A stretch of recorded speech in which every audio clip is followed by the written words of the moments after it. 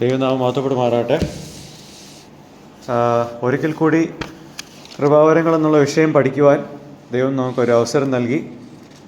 ഇന്ന് നമ്മൾ ചിന്തിക്കാൻ പോകുന്നത് ഇടയ ശുശ്രൂഷ, ഷെപ്പേർഡിങ് എന്നുള്ള വിഷയമാണ്. ആദിമ നൂറ്റാണ്ടിൽ അന്യഭാഷ ആയിരുന്നു ഏറ്റവും കൂടുതൽ ആഗ്രഹിക്കപ്പെട്ട കൃപാവരം അതായിരുന്നെങ്കിൽ ഇന്ന് നമ്മളുടെ ഇടയിൽ ഒരുപക്ഷെ ഏറ്റവും കൂടുതൽ ആൾക്കാർ ആഗ്രഹിക്കുന്ന ഒരു കൃപാവരം ഇതാണ്. എല്ലാവർക്കും എന്താവണം? മൂപ്പനാവണം എന്നുള്ള ഒരു പൊതുവായുള്ളൊരു ചിന്തയാണ് നമ്മുടെ ഇടയിലുള്ള പലർക്കും ഉള്ളത്. എന്നാൽ അതിൻ്റെ ഡെഫിനിഷൻ എന്താണെന്ന്, നിർവചനം എന്താണെന്നുള്ളത് നമുക്ക് ഈ ഭാഗത്തൊക്കെ നോക്കാം. ഷെപ്പേർഡിങ് അല്ലെങ്കിൽ പരിപാലനം അല്ലെങ്കിൽ ഇടയ ശുശ്രൂഷ എന്നുള്ളതിന് മറ്റു ചില സിനോണിമസ് ടേംസ്, പര്യായ പദങ്ങളുണ്ട്. എഫീസ്യ ലേഖനം, ഇംഗ്ലീഷിൽ എഫീസ്യ ലേഖനം 4:11 പാസ്റ്റർ എന്നുള്ള വാക്ക് നമ്മൾ കാണുന്നുണ്ട്. ഫിലിപ്പി ലേഖനം അതിൻ്റെ 1-ാമത്തെ അധ്യായത്തിൽ 1-ാമത്തെ വാക്യത്തിൽ ബിഷപ്പ് എന്നുള്ള വാക്ക് കാണുന്നുണ്ട്. അപ്പോസ്തല പ്രവൃത്തി 20:28 ഓവർസിയേഴ്സ്, മേൽനോട്ടം വഹിക്കുന്നവർ എന്നുള്ള വാക്ക് നമ്മൾ കാണുന്നുണ്ട്. പിന്നെ പൊതുവായി കാണുന്ന നമുക്കെല്ലാവർക്കും അറിയാവുന്ന വാക്കാണ് മൂപ്പന്മാർ. ഈ 4 വാക്കുകളാണ് ഈ ഒരു ശുശ്രൂഷയായിട്ട് ബന്ധപ്പെട്ട് ആയിരിക്കുന്നത്.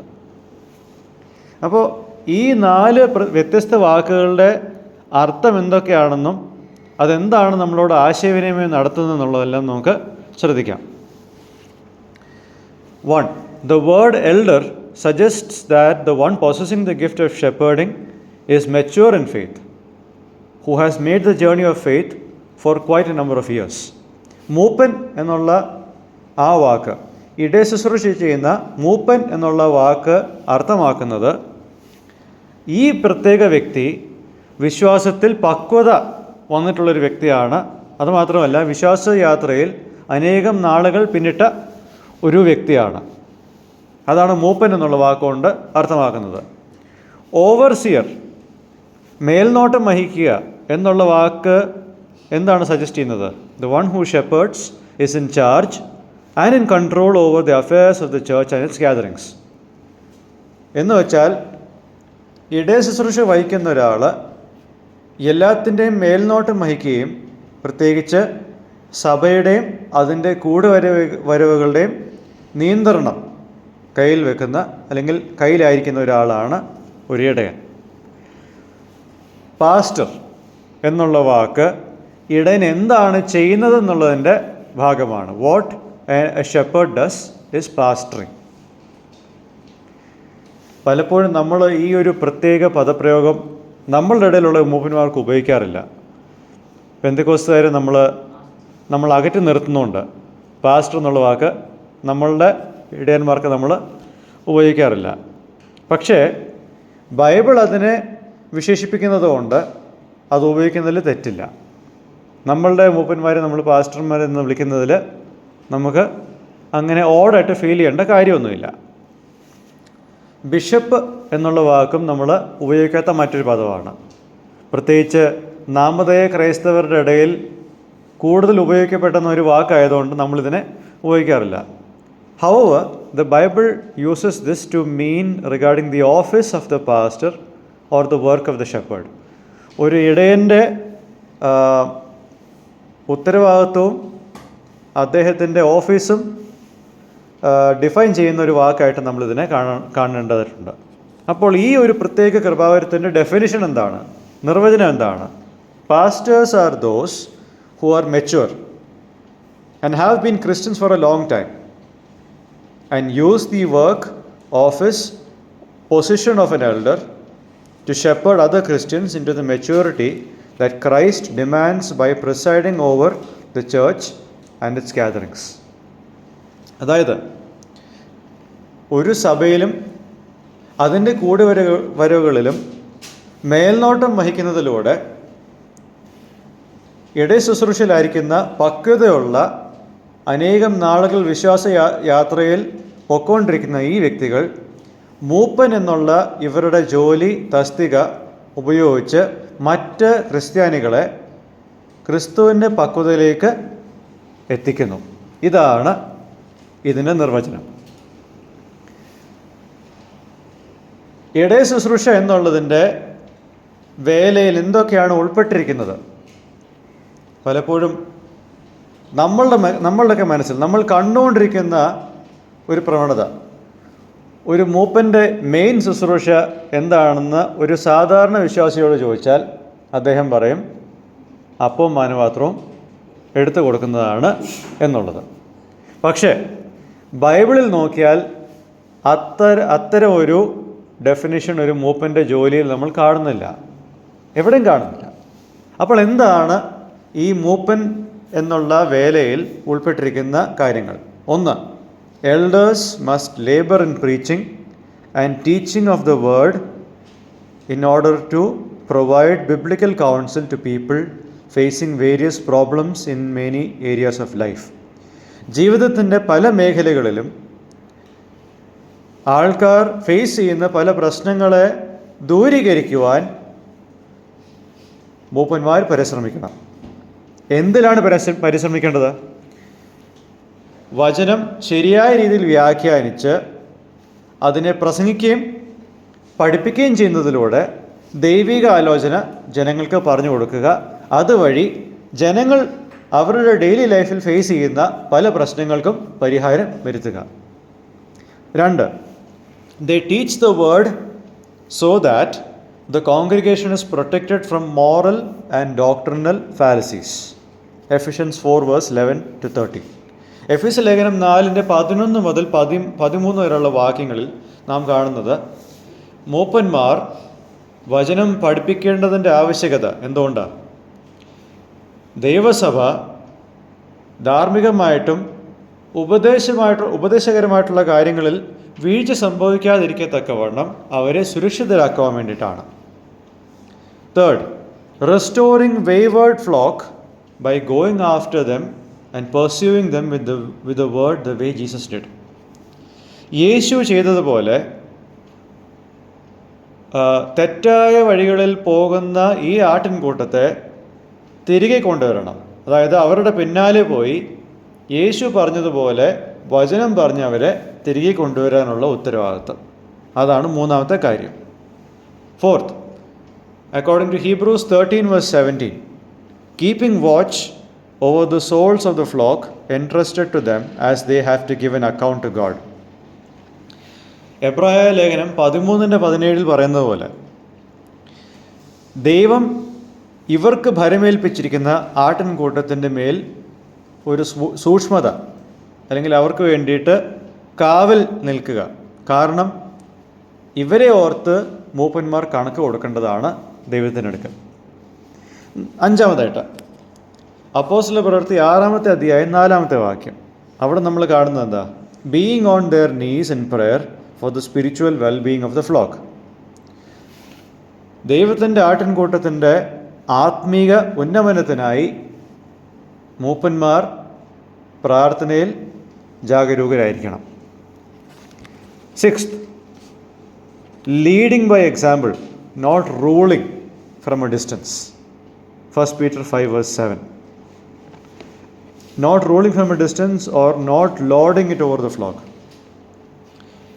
മൂപ്പൻ എന്ന് വെച്ചാൽ ഭരണം എന്നുള്ള വാക്കല്ല. പലരും തെറ്റിദ്ധരിച്ചിരിക്കുന്ന ഒരു കാര്യം അത്.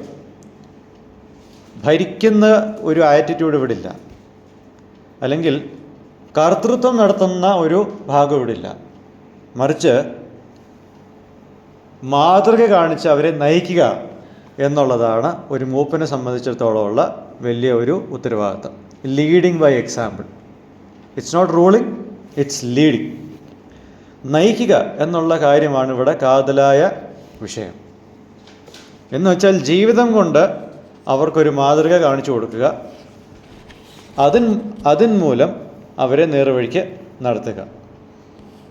അല്ലാതെ ഹിറ്റ്ലർ ചെയ്യുന്ന പോലെയോ മുസോളിനി ചെയ്യുന്ന പോലെയോ ഒന്നുമല്ല, അല്ലെങ്കിൽ ഏതെങ്കിലും ഒരു സ്വേച്ഛാധിപതി ചെയ്യുന്ന പോലെയല്ല. അവരുടെ അധികാരവും ക്രിസ്തുവിൻ്റെ അധികാരവും തമ്മിൽ വലിയ അന്തരമുണ്ട്. ആ അന്തരമാണ് ഇവിടെയും കാണേണ്ടത്. Now let's look at a few things regarding the elder's office. ഒരു മൂപ്പൻ്റെ തസ്തികയെ സംബന്ധിച്ചിടത്തോളമുള്ള ചില കാര്യങ്ങൾ നമുക്ക് മനസ്സിലാക്കേണ്ടതായിട്ടുണ്ട്.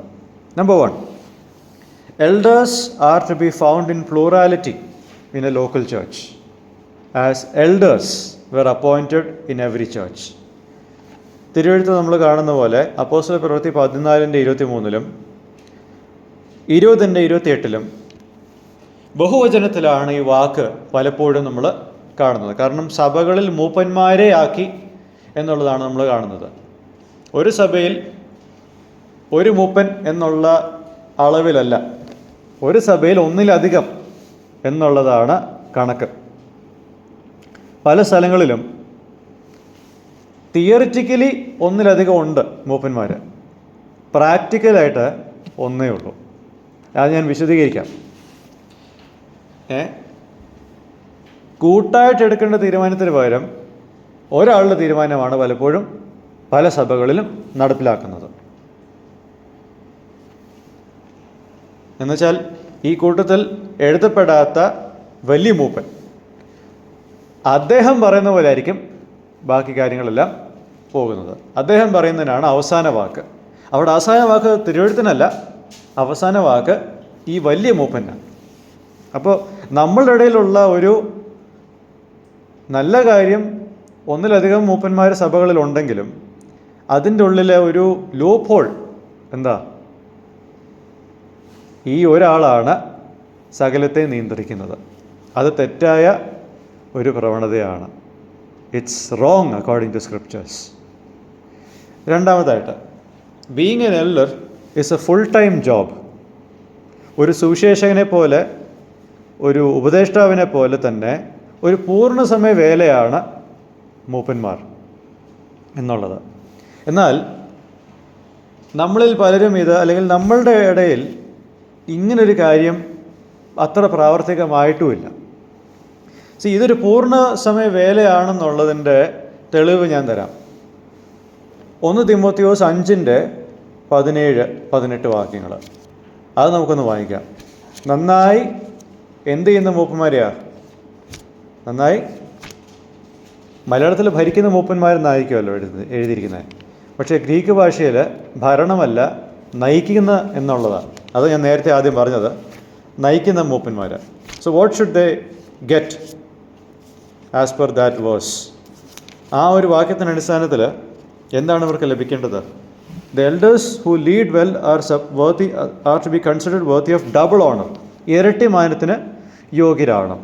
എന്തുകൊണ്ടാണ്? Especially those who labour in preaching the word and teaching. വചനം പ്രസംഗിക്കുകയും പഠിപ്പിക്കുകയും ചെയ്യുന്നതിൽ അധ്വാനിക്കുന്നവർ. എന്താണ് ഇരട്ടിമാനം? 18ാമത്തെ വാക്യം, for the scripture says you shall not muzzle the ox while it is threshing and the labourer is worthy of his wages.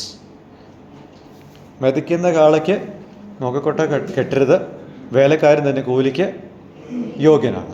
അപ്പോൾ റെമ്യൂണറേഷനാണ് ഇവിടുത്തെ വിഷയം. ഇരട്ടി മാനം എന്ന് പറയുമ്പോൾ അതിൽ ആ തസ്തികയ്ക്ക് ഉണ്ടാവുന്ന ഒരു മാനമുണ്ട്, അല്ലെങ്കിൽ ഒരു മാന്യതയുണ്ട്. അതോടൊപ്പം തന്നെ ഫൈനാൻഷ്യലായിട്ടും സഭ ഇവരെ സപ്പോർട്ട് ചെയ്യണം. ഓക്കെ. എന്നാൽ നമ്മുടെ ഇടയിൽ ഒരു വലിയ പോരായ്മ, ഞാൻ നേരത്തെ പറഞ്ഞതുപോലെ, ഇത് സീരിയസ് ആയിട്ട് കാണാത്തതാണ് ഏറ്റവും വലിയ പോരായ്മ. നമ്മുടെ ഇടയിൽ പൂർണ്ണസമയം മൂപ്പന്മാരായിട്ട് ഞാൻ ആരെയും കണ്ടിട്ടില്ല. കാരണം ആരെങ്കിലും ജോലിയോട് കൂടിയിട്ട് ചെയ്യുന്നതായിരിക്കും ഈ ശുശ്രൂഷ. ഞാനൊന്ന് പറയട്ടെ, ഇപ്പോൾ ഒരു 8 മണിക്കൂർ അവരുടെ ജോലി സമയമുണ്ടെന്ന് വിചാരിച്ചു.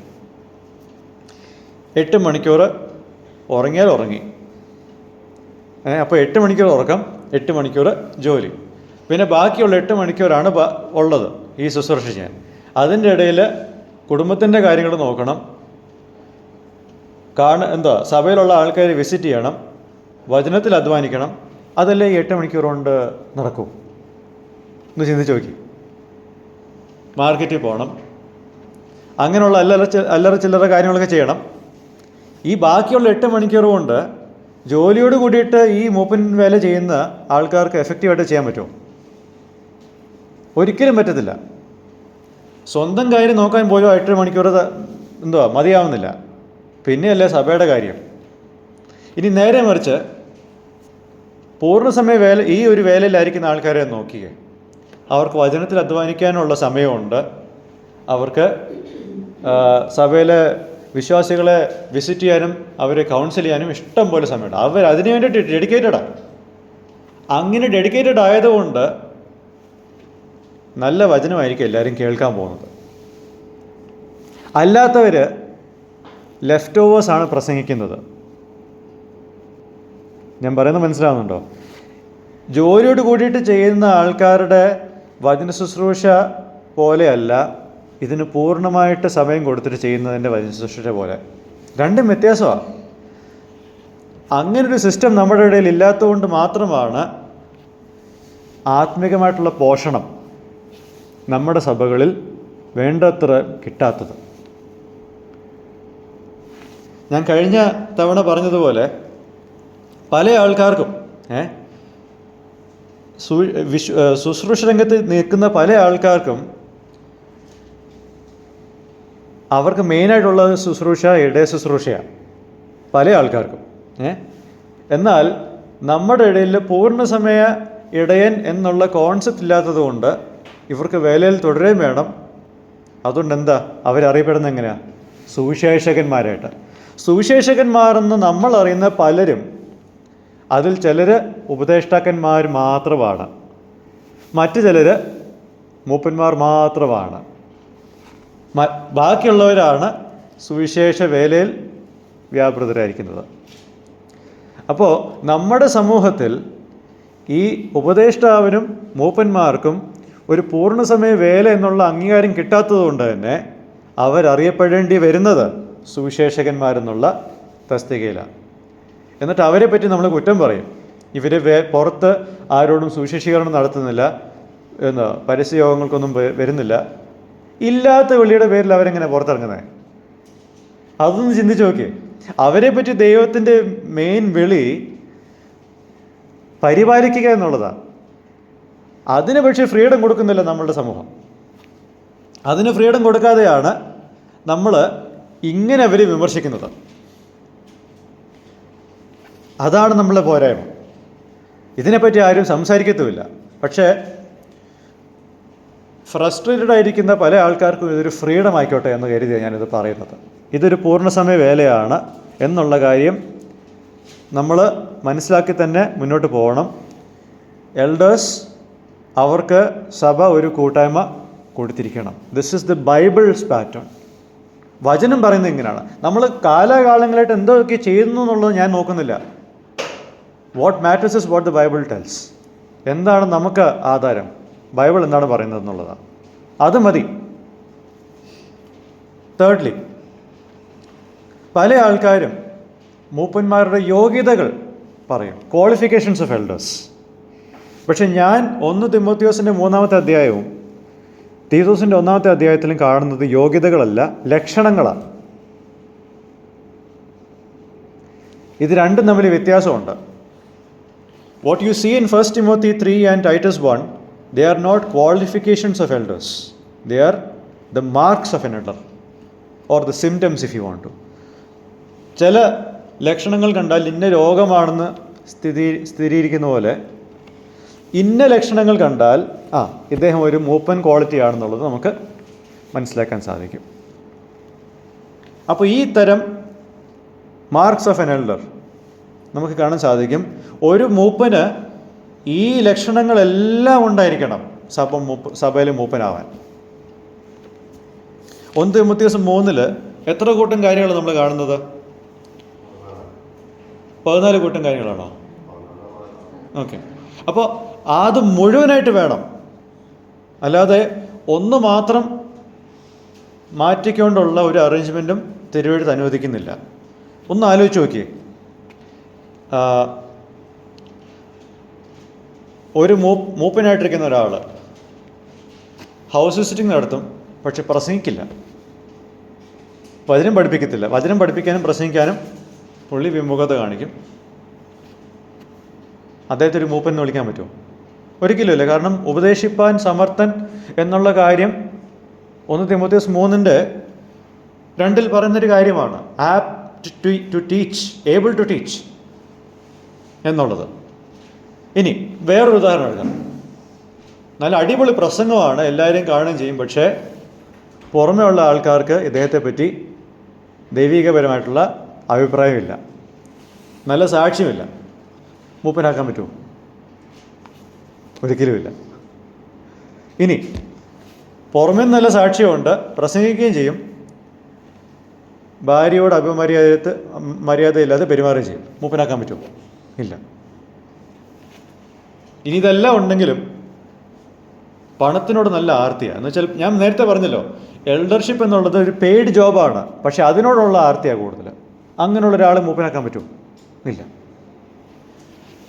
ഇതാ ഞാൻ പറയുന്നത്. ഇതെല്ലാം കൂടെ ഉണ്ടെങ്കിലേ ഒരാളെ മൂപ്പനാക്കാൻ സാധിക്കത്തുള്ളൂ. അപ്പം നിങ്ങൾ ചോദിക്കും, ഇത്രയും പെർഫെക്ഷനോട് കൂടിയിട്ട് ആരെങ്കിലും കിട്ടുമെന്ന്. നിങ്ങൾ ചോദിക്കുന്നതിന് മുമ്പ് ഞാനതങ്ങ് ചോദിക്കുക. ആരാണ് മൂപ്പന്മാരെ ആക്കി വെക്കുന്നത്? പരിശുദ്ധാത്മാവല്ലേ. പരിശുദ്ധാത്മാവ് ചിലരെ മൂപ്പന്മാരാക്കുമ്പോൾ ഈ ഗുണങ്ങൾ മൊത്തമായിട്ടുള്ള ആരെങ്കിലും കിട്ടും. അവർ ചിലപ്പോൾ അതിൽ പെർഫെക്റ്റ് ആയിരിക്കത്തില്ല, പക്ഷേ ഈ ഗുണങ്ങളെല്ലാം അതിൻ്റെ സാന്നിധ്യം ഉണ്ടാവും. We are living in a human body which is prone to sin. പാപത്തിൽ വീഴാൻ പറ്റുന്ന ഒരു ശരീരത്തിലാണ് ഈ മൂപ്പന്മാരടക്കം എല്ലാവരും ജീവിക്കുന്നത്. പക്ഷേ ഈ ഗുണങ്ങൾ ഒരളവ് വരെ ഉള്ള ആൾക്കാരെയാണല്ലോ പരിശുദ്ധാത്മാവ് തിരഞ്ഞെടുക്കുന്നത്. അപ്പോൾ അങ്ങനെയുള്ള ആൾക്കാർ വിശ്വാസത്തിൽ വളരുന്നതോടൊപ്പം അവരുടെ ഈ കുറവുകളും പതിയെ പോകും. That's the work of the Holy Spirit. Okay. അപ്പോൾ പെർഫെക്റ്റ് ആയിട്ടുള്ള ഒരാളുമില്ല, പക്ഷെ പെർഫെക്ഷൻ ആഗ്രഹിക്കുന്ന ആൾക്കാരെയാണ്, ഈ ഗുണങ്ങളുള്ള ആൾക്കാരെയാണ് പരിശുദ്ധാത്മാവ് മൂപ്പന്മാരാക്കുന്നത്. ഓക്കെ. നാലാമതായിട്ട്, one assumes that once a person is an elder he cannot be corrected or he cannot be removed from office when there is a presence of sin, or that he is not answerable to anyone. ചില ആൾക്കാരുടെ ഒരു ധാരണയുണ്ട്, ഞാൻ മൂപ്പനായ പിന്നെ ഞാനാണ് എല്ലാവരേക്കാളും വലുത്, എന്നെ തിരുത്താൻ മാത്രം ഇവിടെ ആരും വളർന്നിട്ടില്ല എന്നുള്ളത്. എന്നെ ഈ സ്ഥാനത്തിൽ നിന്ന് ആർക്കും നീക്കാനും സാധിക്കത്തില്ല. എൻ്റെ ജീവിതത്തിൽ പാപം ഉണ്ടെങ്കിലും എന്നെ ഇവിടുന്ന് ആർക്കും നീക്കാൻ സാധിക്കത്തില്ലെന്നുള്ള ഒരു ചിന്തയുണ്ട്. പക്ഷേ നമ്മൾ മനസ്സിലാക്കേണ്ടത്, ഒരു മൂപ്പൻ എന്ന് പറയുമ്പോൾ അമാനുഷിക കഴിവുള്ള ഒരാളൊന്നുമല്ല, അല്ലെങ്കിൽ പാപരഹിതനായിട്ടുള്ള ഒരാളല്ല മൂപ്പൻ. മറ്റാരെ പോലെയും സഭയോട് കണക്ക് ബോധിപ്പിക്കേണ്ട ഒരാളാണ് മൂപ്പൻ. കണക്ക് ബോധിപ്പിക്കുന്ന കാര്യത്തിൽ മറ്റാരെ പോലെയും ഇദ്ദേഹത്തിനും ഒരു ബാധ്യതയുണ്ട്. He is not above that. സഭയ്ക്ക് ഈ മൂപ്പൻ്റെ തെറ്റുകളെ ചൂണ്ടിക്കാണിക്കുവാനും അദ്ദേഹത്തെ കൺഫ്രണ്ട് ചെയ്യാനുള്ള എല്ലാ അധികാരമുണ്ട്. That is the power of God's congregation. ദൈവത്തിൻ്റെ സഭയുടെ ശക്തി എന്ന് പറയുന്നത് അതാണ്. അദ്ദേഹം ഒരു മൂപ്പനാണ്, അദ്ദേഹത്തെ നമുക്ക് ചോദ്യം ചെയ്യാൻ അനുവാദമില്ല. ബൈബിൾ എവിടെ അത് പറയുന്നത്? 1 തിമോത്തിയോസ് 5-ാമത്തെ അധ്യായം എടുത്തേ. ഈ കാര്യങ്ങളൊന്നും ആരും പറയാത്തതുകൊണ്ട് ഇത് നമ്മൾ പറയുന്നേ വേണം. ഓക്കെ. 20-ാമത്തെ 19-20 ഒന്ന് വായിച്ചേ.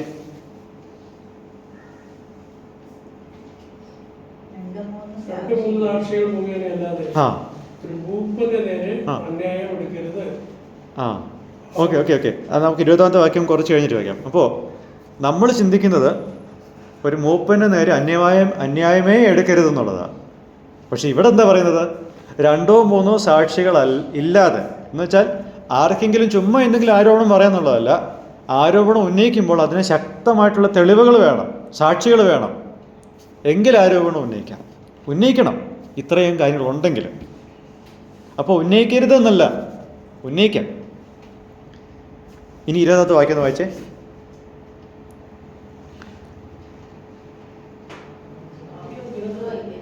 20-ാമത്തെ വാക്യം 20. പാപം ചെയ്യുന്നവരെ ശേഷമുള്ളവർക്കും ഭയത്തിനായി എല്ലാം കേൾക്കെ ശാസിക്കാം. പൗലോസ് തിമോത്തിയോസിനോട് എന്താ പറയുന്നത്? പാപത്തിൽ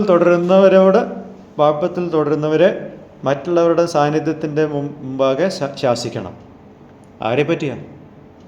മൂപ്പന്മാരെ പറ്റിയാണ് പറയുന്നത്. അപ്പം മൂപ്പന്മാർ ഞാൻ പറഞ്ഞ പോലെ പെർഫെക്ഷൻ എത്തിയ ആൾക്കാരല്ല. അവരും സഭയിലുള്ള ബാക്കിയുള്ളവരോട് ഉത്തരം കൊടുക്കേണ്ടവരാണ്.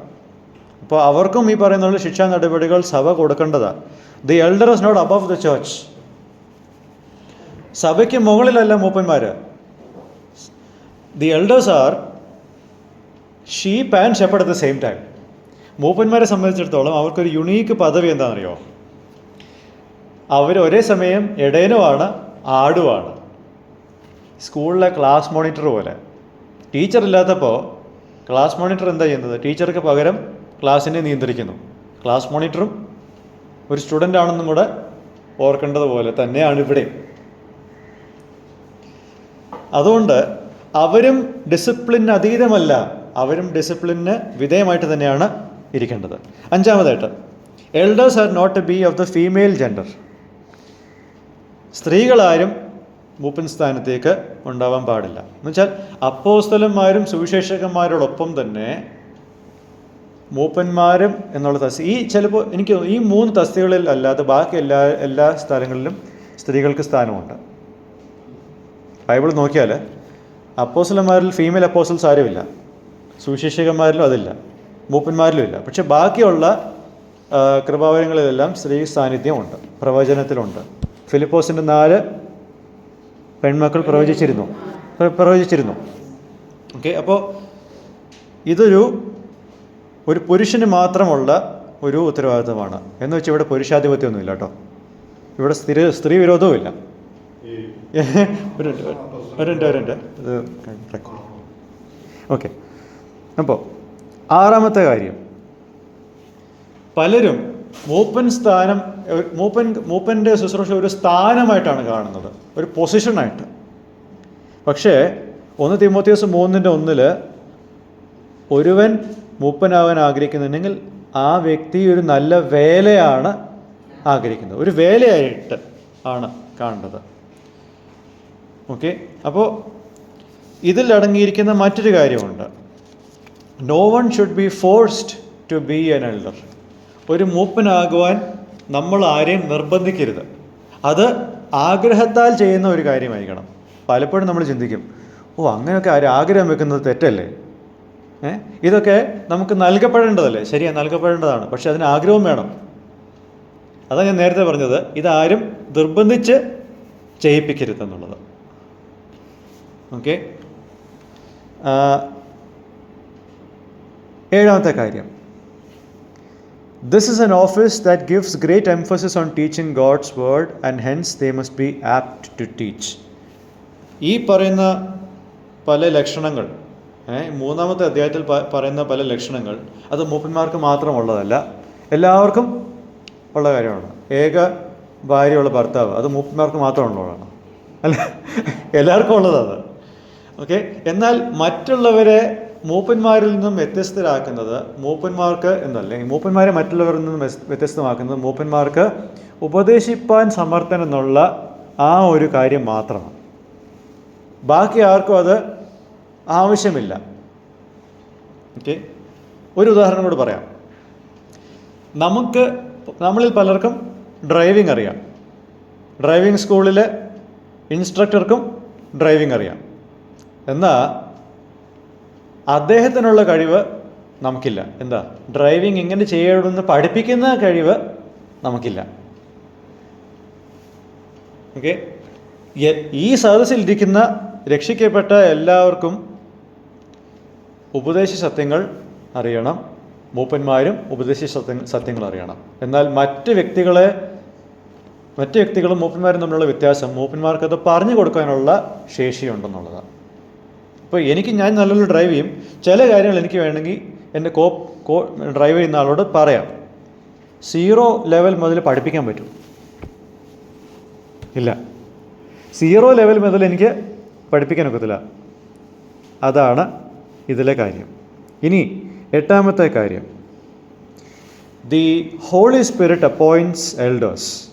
The church recognises them on the basis of the Bible. ഞാൻ നേരത്തെ പറഞ്ഞതുപോലെ മൂപ്പന്മാരെ ആക്കി വെക്കുന്നത് പരിശുദ്ധാത്മാവാണ്. സഭ തിരുവെഴുത്തിൻ്റെ അടിസ്ഥാനത്തിൽ അതിനെ തിരിച്ചറിയുന്നു എന്നുള്ളതാണ്. പല സ്ഥലത്തും ആരാണ് മൂപ്പന്മാരെ ആക്കുന്നത്?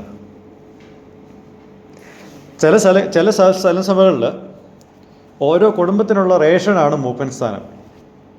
സപ്പോസ് പ്രമുഖരായിട്ടുള്ള 4-5 കുടുംബങ്ങൾ ആ സഭയിലുണ്ടെന്ന് വിചാരിച്ചോ.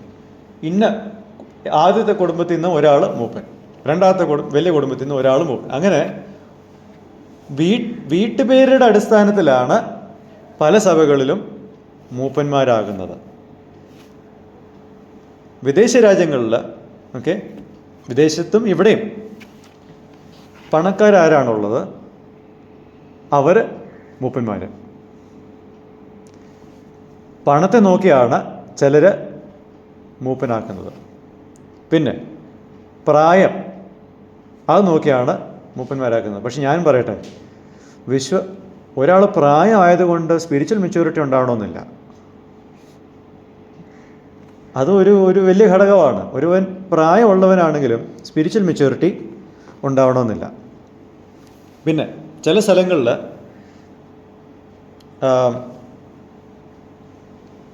ചില സഭകളിലുണ്ടല്ലോ, മുതലാളിയും ഒരു സ്ഥാപനത്തിൻ്റെ മുതലാളിയും തൊഴിലാളികളും ഇതേ സഭയിലായിരിക്കും ഉണ്ടായിരിക്കുക. അങ്ങനെയുള്ളൊരു സഭയിൽ ആരായിരിക്കും അവിടുത്തെ മൂപ്പൻ?